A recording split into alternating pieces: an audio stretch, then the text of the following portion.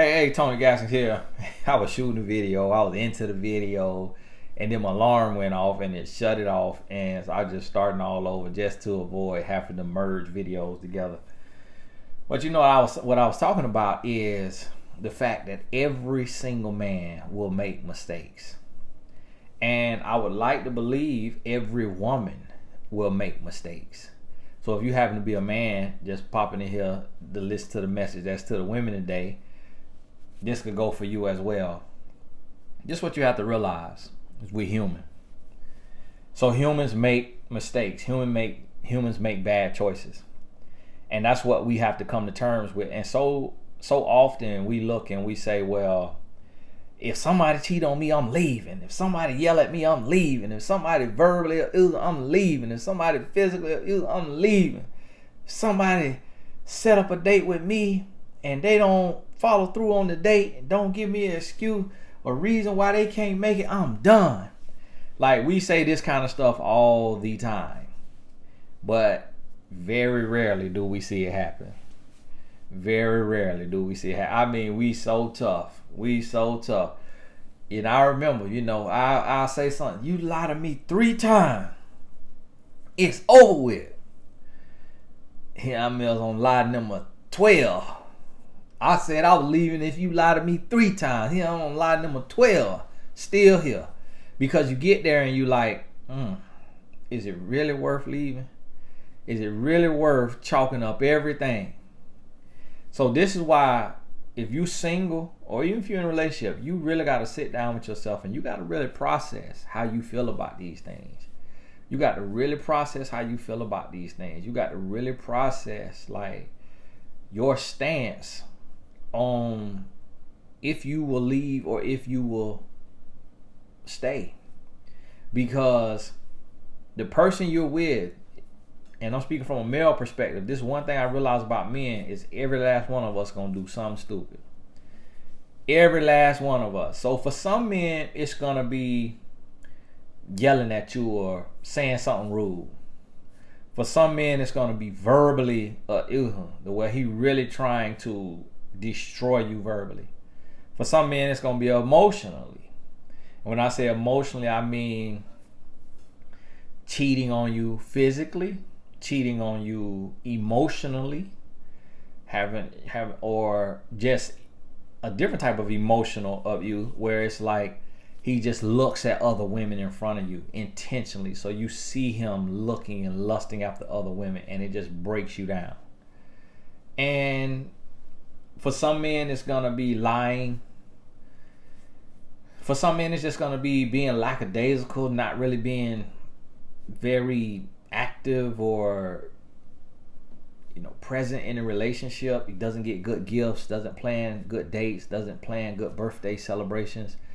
And so you have to look at each thing that is possible for a man to do, and you got to ask yourself, what am I willing to work through?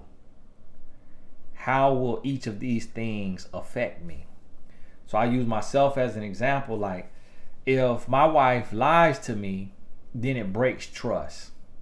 And it makes it hard for me to trust her about big stuff, about little stuff. And then it makes me wonder, well, what else is she lying about? If she'll lie about the money she spent, will she lie about cheating? Does that make her capable of cheating? And if she will cheat, will she lie about it? Like, can I really trust her? Like, is she trustworthy? And so that really drives a rift. Now I say, okay, what if I do something stupid and my wife slaps me? How would that affect me? It'll sting, it'll hurt, but it won't kill me. If she say something rude, what? What did you say?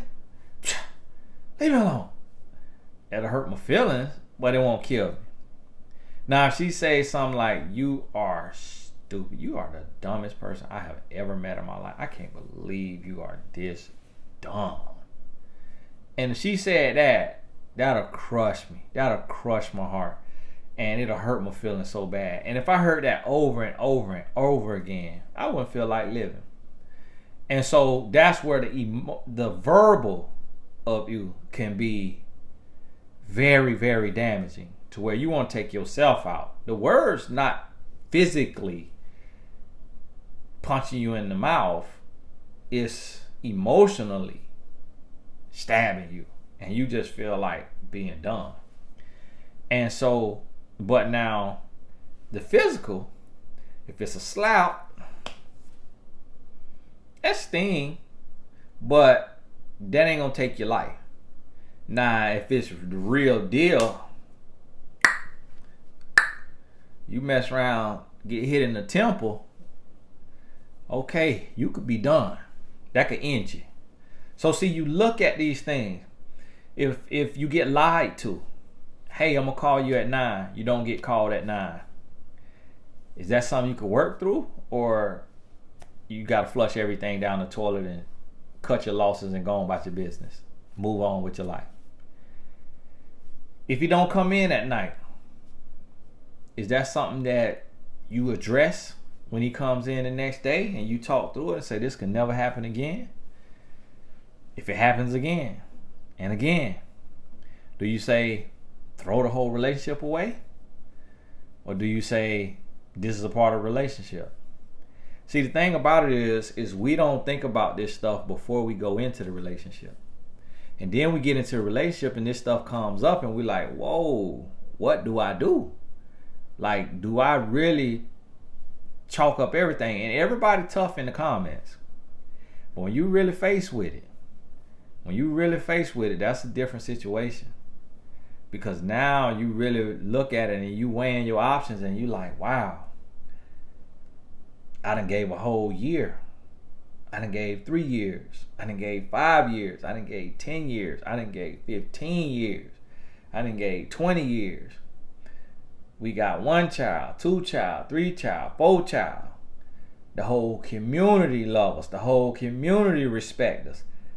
The church people coming up to us saying we love your relationship. The schoolhouse people coming up saying we love your relationship. See, when this stuff come in, what are you willing to put up with, to address, and what is a deal breaker? So you got to look at it and say, okay, because if you get cheated on at the 6-month mark, it's going to be a lot easier to leave than being cheated on at the 6-year mark. Because you got less stuff together, less accumulated, less memories. At 6 months, it's like, oh, still kind of feel brand new. I can wash my hands of you. 6, 7 years, 5, 6, 7 years, a lot of memories. Might have an apartment together, a house together. Got plans, might have kids. So see, this is what you have to really process and think about. Because a relationship is going to come with something. It's going to come with something. So you got to be able to identify what can you deal with. Like, what is an absolute deal breaker and what is manageable? What's manageable? I remember one time my wife, she was asking me, she was like, so babe, what you want? They got this, and she ran off a list. And while she was running off the list, I was finishing a message to a client or staff or something. I would finish the message and she was running off the list and she was like, babe, can you just listen to me 1 second just so I could go ahead and make this order and I don't have to repeat myself. And I was like, baby, I'm listening to you. I just asked you what they have, so now I'm listening to you. So tell me, I'm listening. If I say what they got, I'm listening actively. And my voice went up like that. She ain't say nothing, but I could tell that she ain't like that. My voice kind of went up a little bit. I ain't curse, I ain't yell, but I was like, listen, I'm doing something at the same time too, Don. And I just said, so that's me. That right there, you liable to have to hear that from me. Like, if I'm focused and locked in, my brain only do one thing at a time. If you interrupt that, I'm liable to kind of snap. I don't curse, so it ain't gonna be that bad. But I'm like, hold on now, hold on now, I'm doing something now. Wait a minute, And so the next day I remember I told her, I said, hey, I apologize for being a jerk to you.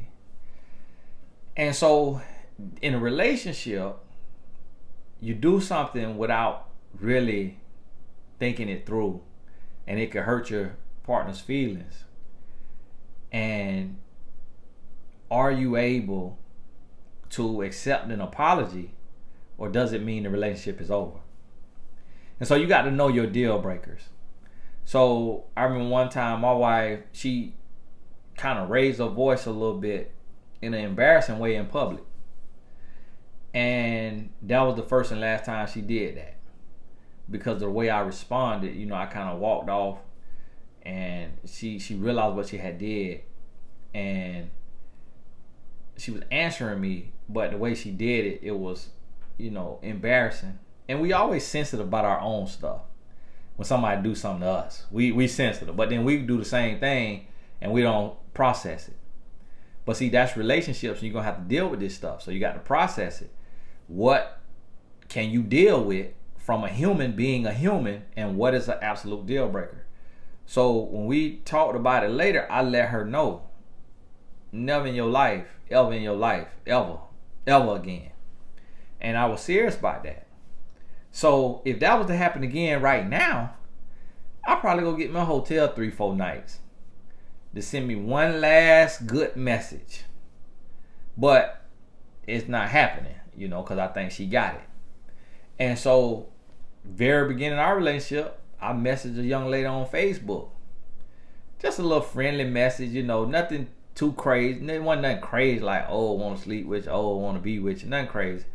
And my wife saw that message. She checked me on that. It was 2007. She never found another. Now we in 2021, 14 years. But because she brought that town hall meeting and she checked me on that, and that's not really her personality, did let me know this is a deal breaker. This is something that if this continues, she gonna be done with me. So you see, you have to identify those things that you really gonna call that town hall meeting about. And it can't be everything. It can't be little petty stuff. It got to be stuff that you said, okay, if this is stacked up, if this act, this offense is stacked up over and over and over and over again, what is this gonna do? Like, is eventually one of these offenses gonna be the straw that breaks my back? Or is this something that I could eventually turn into like an inside joke and laugh it off? And so my wife, like, if I go to play with her in any way, it's just World 3. It is just, I'm getting wedgies. She taking my shirt, bringing it up, flipping it through here, pulling it over, tying it together, my shirt all tied up, got my drawers lifted up, tied them in a knot.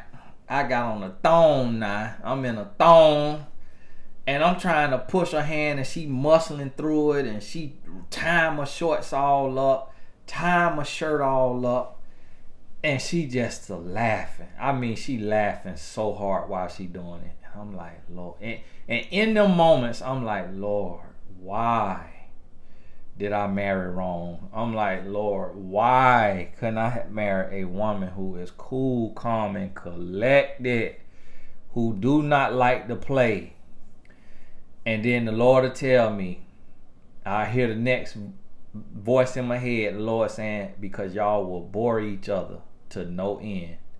Y'all will be so boring. So she bring you up and you level her out. See how choice of word, not bring her down, you level her out. So we balance each other. And that's what I'm reminded of. So I say, okay, don't start nothing, won't be nothing. Because she don't really do that unless I do one little thing. I could be like, blowing her ear. She got to go get a leaf blower, XJ 3000, 3400 horsepower, crank it up and come put it in my ear. And this thing is an industrial leaf blower for the street, for the highway. And all I did was, so I have learned not, don't start nothing, won't be nothing, because she ready for the moment to play. And so I turned that into an inside joke. So if I'm feeling frisky one night and I'm like, okay, I feel like getting beat up tonight. You know, I feel like getting a wedgie tonight. Like I'm happy enough. I'm in a good enough emotional state to where if she dump a bottle of ketchup on my head, it skirt ketchup and mustard all over me, which has happened before, and sprayed olive oil, what you grease the pan with, and dumped all my clothes in the pool, playing now. That's how my wife played. And she would get my sons involved. Her and my sons dumping all my clothes into the chlorinated pool. Playing. Because I started it. And she got to go overboard. And honestly, it don't really be playing. It be for any little slick thing I done said 8 years ago. In a little text message or Facebook message she found years ago. I'm like, it's a little extra sauce on this, but it's actually not. That's just how she liked to play. That's how she show love. And you know what I later learned? That's how her daddy show love. My sister, she got mad one time. She was like, your wife play too much, man. I went to get my purse and she had put a soiled diaper in the purse and was just laughing. It was a diaper that one of our child had and got changed, and my wife sat the purse and my sister thing, but that was her like playing a joke. But you know, you come from certain households, you come from certain areas, that stuff ain't funny. And I felt my sister on that, and I told my wife, I'm like, listen. But my wife was trying to build a rapport with her. She thought it was cute, but at the same time, now if my sister do that back to my wife, now they in all lot. You see what I mean? So I praise my wife all the time. And I sing her praises, and she an absolute queen. But that's something that I had to choose, like, would I trade this or is this her and I'm appreciate this? And so I say that to say, as humans, everybody got something. So me, I get beside myself sometimes and I'm on edge and I might say something a little snappy. Now, I ain't cursing. I ain't yelling. I don't intend to hurt you. But I'm like, I say something a little quick, you know, a little snap. And so my wife, over the years, have decided, like, okay, if I do that, she'll go silent. She'll be silent, 30 minutes, an hour.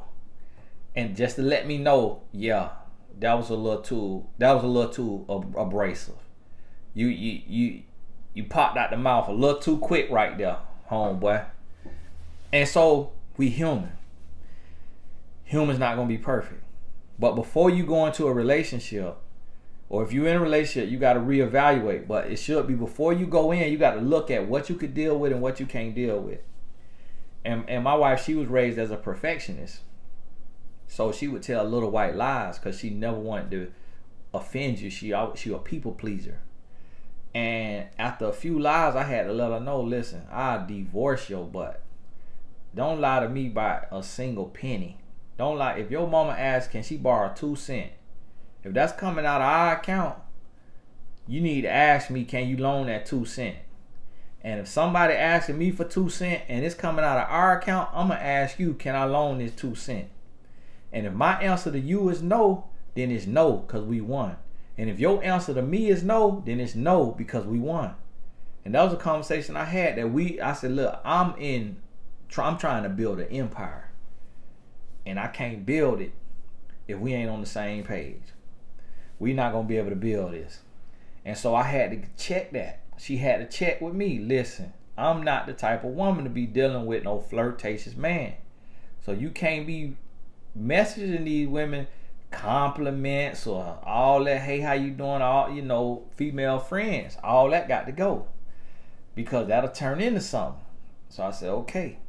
So see, you have to be able to really evaluate, because one thing you got to be sure of now, especially as I'm speaking as a man, all us gonna do something stupid.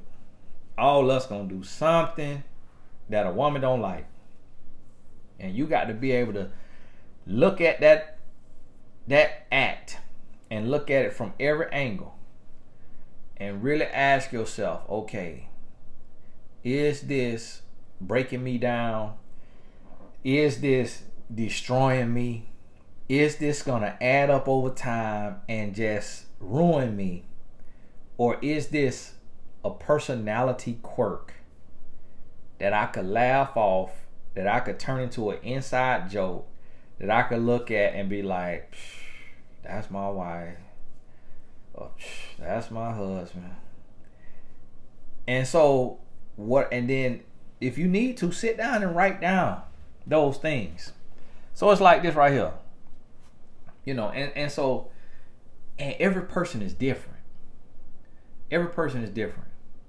Like, it's some women who are just so whatever personality, they will never leave their monthly anywhere to be seen. The monthly visitor, the amp-on. That'll never get left, even on accident. Now, some women will assume they'll never leave it, and they'll leave it. And so I done went in the bathrooms at friends, family. I done went in the bathrooms and the monthly is on the top of the trash. And it ain't wrapped up. Or it's wrapped up but it's soaking through. Or it's floating in the toilet. So now if I came in, so I think about this as a single man.